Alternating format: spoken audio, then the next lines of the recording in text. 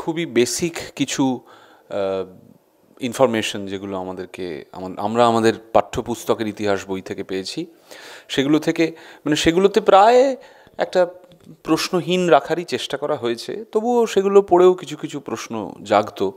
কারণ মানে most importantly একটা লোক ফিরে তো এলোই না। তিনি কোথায় গেলেন, তিনি মারা গেলেন কিভাবে, যদি বেঁচে থাকলেন কোথায় থাকলেন, কাদের সঙ্গে থাকলেন, এগুলো তো একটা প্রশ্ন ছিল।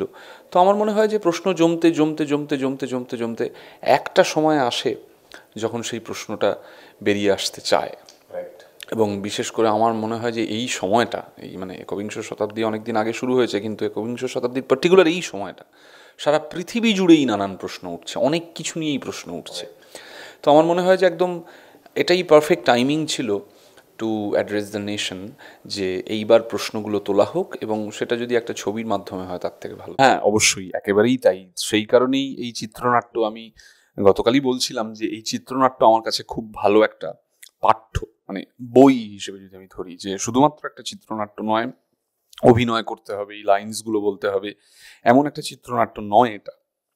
এটা প্রায় একটা খুবই, হয় না, খুবই চিত্তাকর্ষক এবং একই সাথে কি বলবো, খানিকটা তো দুঃখের বটেই, এরকম একটা খানিকটা ট্র্যাজিক এবং ভীষণ চিত্তাকর্ষক একটা বই। ফলত সেই ক্ষেত্রে আমি বলতে পারি যে মানে এই এই চিত্রনাট্যটা খুবই স্পেশাল। সৃজিতদার